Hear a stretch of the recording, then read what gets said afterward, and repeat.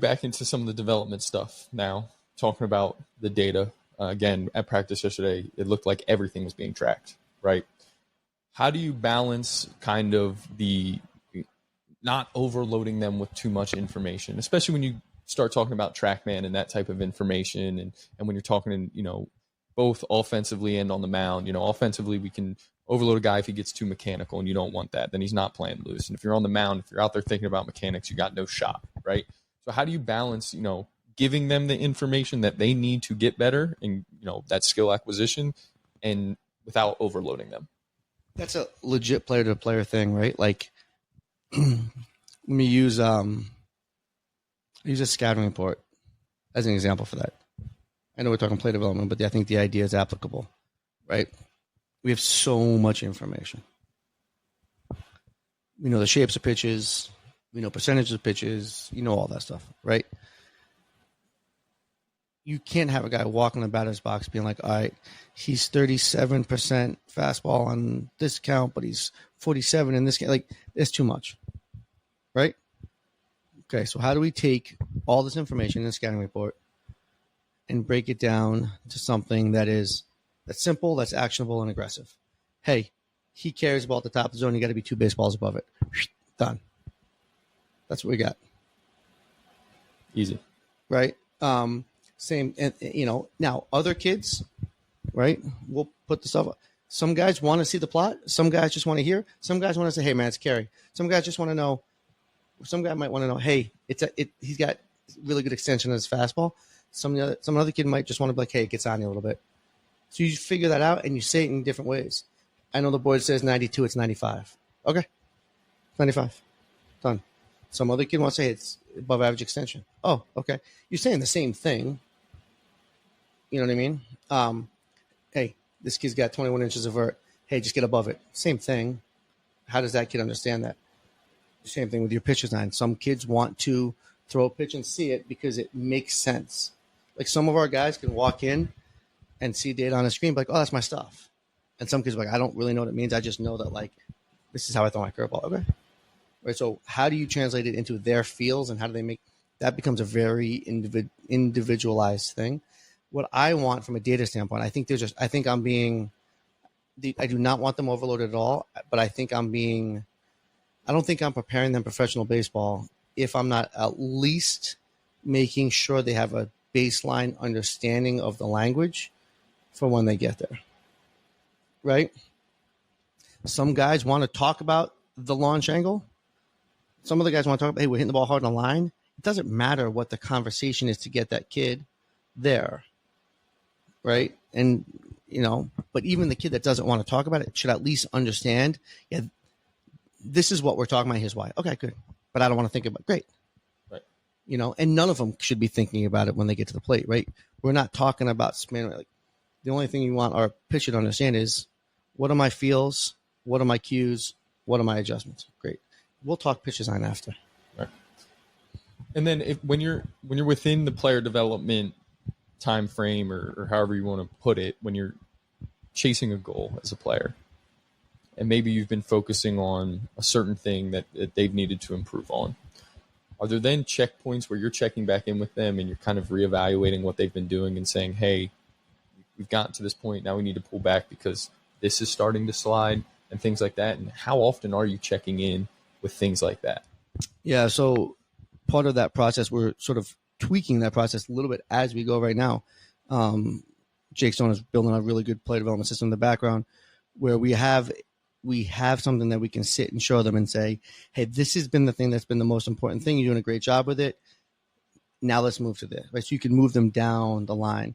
You also want to make sure, there's a saying that as soon as a measurement, we need to measure everything, right? But as soon as a measurement becomes a goal, it stops being a good measurement anymore. What I mean by that, let's use exit velocity, right? Yes, exit velocity is tremendously important. We know the data, and we know what increases in bat speed then translate to increases in exit velocity, which then translate to increases in batting average and WAR. But we can run through all that.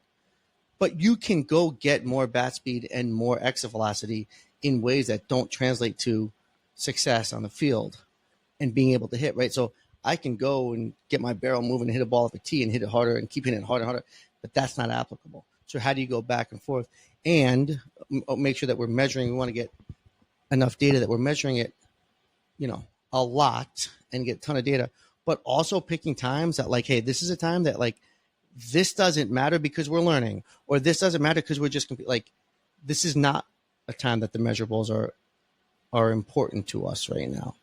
Right. So like, and then making sure you're looking at multiple things again, like, bat speed and exit velocity doesn't matter if your swing decisions are bad. You know what I mean? Yeah. So how do so how do we taking that and saying, okay, good, man, this is important to you. We've made strides. Now here's our next thing, right? This is our one big thing at this point. Now move to this one big thing, because you can't get better at everything all the time. And then it also comes down to an identity thing, right? An undersized left-handed hitter that can really, really run, his swing decisions are more important than his exit velocity, because he's not. It doesn't mean that he doesn't need to grab exit velocity, but like, and his launch angle has got to be different than a right-handed hitter that drives a baseball to the park, right? Like that guy that maybe shoots a ball through the right side in an 0-0 count, that's not your job.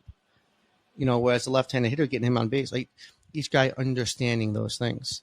Velocity is great, but and we understand that more velocity and the strides in velocity, help with FIP and help with ERA and help with all these other.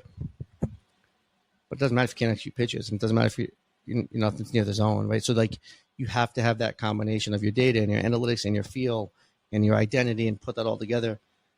Again, with the ultimate goal is once they're out there, just go get them, boys. Like have fun. We're not worried. All we're worried about is the competing. This might be a basic question, and it's kind of something we've talked about, but maybe phrased differently. How do you guard from guys tinkering too much?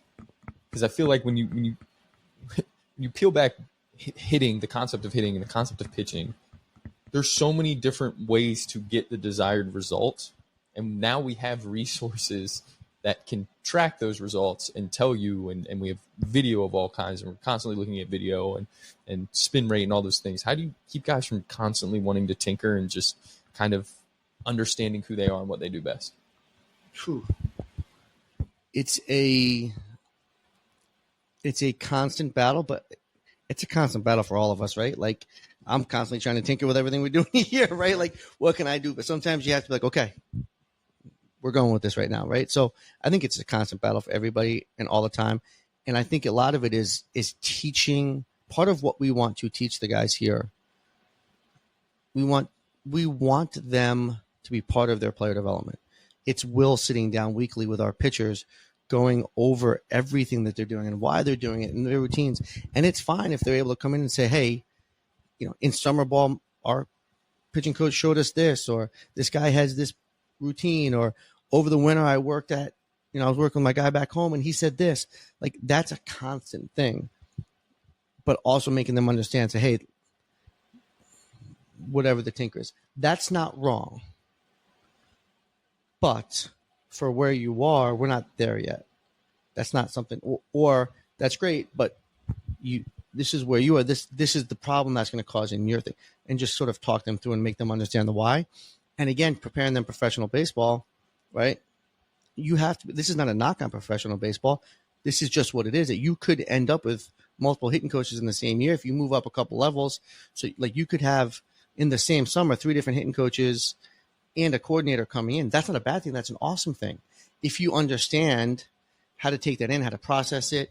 I mean, some people will say that's terrible. That's terrible. No, that's awesome. If you can understand, I can listen to you. I can take what it is. I can mess with it, and then I can take what I want from it, and then do that with the next guy, and then the next guy, and then we're all working together. I don't care where the information comes from. If a guy comes back to us and says, "Hey, this guy showed me this pitch," like, let's go. Hey, talk to and we do it with our guys. Our guys should be talking to each other all the time, right? So it's how do you feel good that like there's a difference between tinkering, which I'm kind of okay with, and like constant changing and darting back and forth, that you're never able to make progress. The other thing is they need to understand that player development, any type of learning, growth, whatever, it's not a straight line.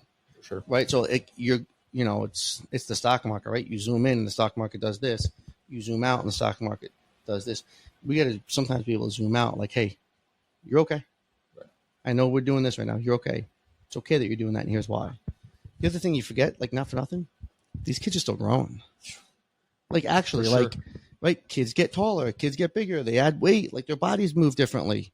All of a sudden their hand is farther away from their head than they thought when they were throwing. And like, or they just stretched out and they don't have the core strength yet. Like those are real things.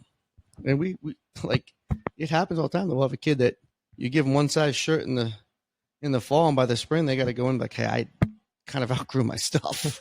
And you don't think of that awesome for college kids, right? But like, you think of that for my 8 and my 10-year-old, right? But we have kids in college outgrow stuff, right? How important is it for them? Like if you want guys to really get better and you want to develop, you have a limited number of coaches. How important is it for guys to be in charge of their own development? Because I feel like at the end of the day, if coach cares and coach is putting together the perfect plan for you, you're not invested in it, no shot you get better. So how important is it for them to, encompassing that, like them taking charge of their development, their own development, and within that, understanding what they do best, asking the right questions, seeking information? How important is that if you're going to develop the culture you're looking for? One of the pillars of our culture, right? We talked a little about the foundation being I am because we are. One of those pillars right above that is humility and hard work. On our pillars, we sort of pair up some values. I don't think that any improvement, any self-improvement can ever happen without humility. We sometimes think that you can't be humble and confident at the same time. I would drastically disagree. I think true confidence, you need humility, but we need to be, you want those boys to be humble enough to take whatever coaching is coming, whether it's from a coach or another player, right? To listen, to take, and then to work hard enough to improve at those things, whether it's a deficiency or something you're good at, you just want to get better at, right? So like, it also goes back to what we talked about in the recruiting process. I tell every kid that we're recruiting, if you don't want to play in the big leagues, if you're not driven to play in the big leagues, this is not the right place for you. Right. I want guys that want to be big leaguers. I also want guys that care about this degree and care about their academics. It's not an either or thing, but you want guys that are driven, that care, that are getting after it, that are taking some ownership in that stuff. This is a team effort. It's not me getting you better, me as a coach, you as a player. It's us working together to make sure that you're reaching your potential. We'll direct it, we'll guide it, we'll help you. Sometimes you need a hug, sometimes you need a kick in the butt. All those things we're here for. But ultimately it comes down to, are you doing the work, right? And whether that work is the work on the field, or are you getting into Greenberg for your recovery? Are you doing a good job with your nutrition and your hydration?